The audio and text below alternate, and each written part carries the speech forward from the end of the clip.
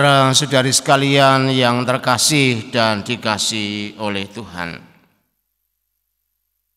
lebih dari 90% judul film, sinetron, lagu-lagu, karya seni, dan sebagainya bertemakan tentang cinta. Seluruh kitab suci kita berbicara tentang cinta yang dibungkus dalam perjanjian lama dan perjanjian baru. Dan kalau kita merenungkan tentang alam semesta, ternyata di situ juga kita menemukan terjadinya alam semesta karena cinta. Dan nanti ketika kita kembali ke rumah abadi, yaitu kita mati, ternyata kita mati untuk bertemu dengan Sang Cinta sejati. Kalau demikian, hidup adalah cinta. Bagaimana kita menghayatinya? Mari kita merenungkan sejenak.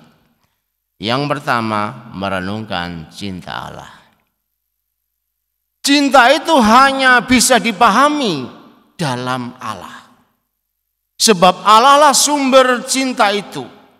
Kesulitan untuk merasakan, mengalami, dan sungguh-sungguh hidup oleh cinta Allah, maka secara otomatis akan menyengsarakan seseorang. Hanya oleh sentuhan asli dari cinta ilahi, seseorang akan berkobar dan menyala tiada henti setiap hari. Kita ambil contoh, misalnya pengalaman para kudus gereja yang menunjukkan akan hal ini.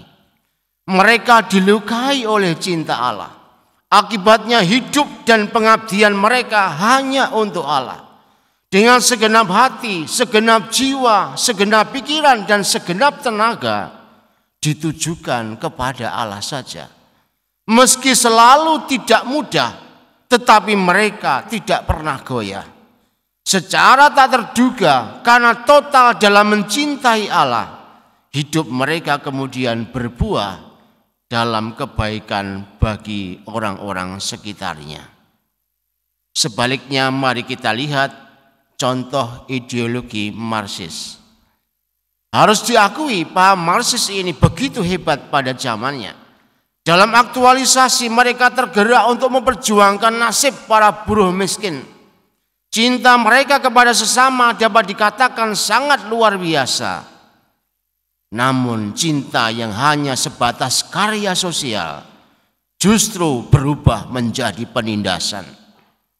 Perjuangan kelas sosial menjadi revolusi saling membunuh. Dikala cinta tidak bersumber pada Allah, yang terjadi hanyalah kekerasan. Yang kedua, menguji cinta sejati. Barangkali pada pagi hari ini setelah mendengar bahwa cinta itu mesti disatukan dengan Allah, Anda menggugat. Katanya cinta yang bersumberkan pada Allah itu adalah yang paling aman.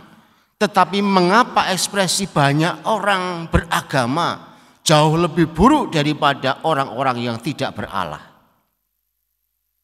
Jutaan orang mati karena perang atas nama Allah.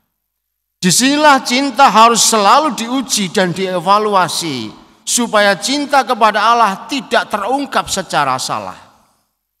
Dalam buku Karen Armstrong terungkap kesalahan hakiki dalam cinta kepada Allah.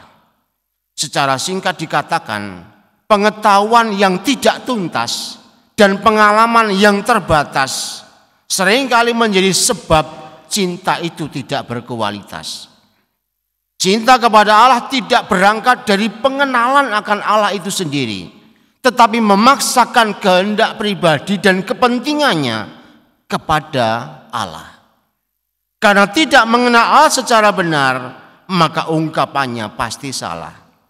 Oleh karena itu, cinta sejati mesti diuji dan dikonfrontasi dengan banyak berpikir tentang Allah, banyak merasakan yang dirasakan Allah, dan banyak menghidupi tindakan-tindakan Allah.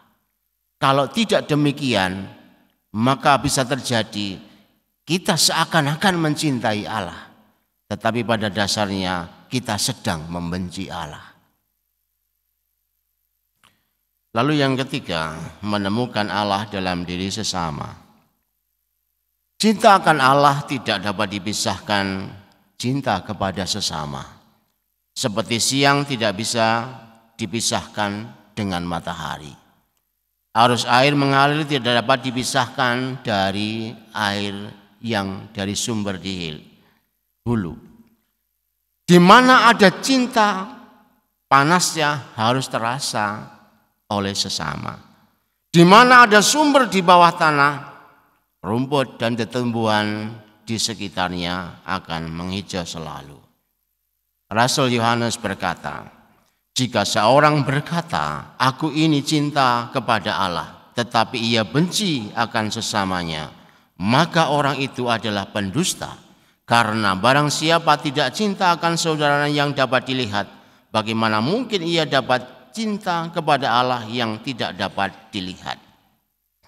Berarti Allah itu hadir dalam diri sesama. Menariknya adalah kehadiran Allah justru pada orang-orang lemah dan miskin. Mengapa bisa begitu?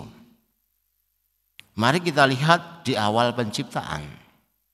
Ternyata terjadinya kita atau terjadinya manusia setelah Adam dimaksudkan untuk menolong. Baiklah, saya menciptakan manusia yang lain untuk menolong. Kalau demikian berarti supaya kita kembali kepada hakikatnya yang sesungguhnya, yaitu bersatu dengan Allah, maka kita semua mesti menjadi orang yang mau menolong. Dan Allah itu hadir dalam diri yang lemah, supaya manusia terdorong untuk menjadi orang yang menolong.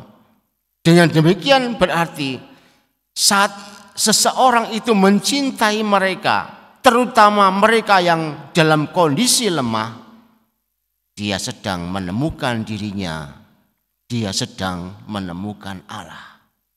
Manakala seseorang tidak mampu untuk menjadikan pribadinya kembali kepada hakikatnya, yaitu menolong, cuek-cuek saja misalnya, dia akan kesulitan untuk menemukan Allah itu sendiri. Sebab Allah selalu hadir dalam diri yang lemah supaya seseorang tergerak untuk berangkat menjadi seorang penolong. Disitulah sebenarnya orang akan menemukan Allah dalam diri sesama. Semoga Tuhan memberkati kita saat kita sungguh-sungguh mau menanggapi cintanya dengan lebih benar. Tuhan memberkati.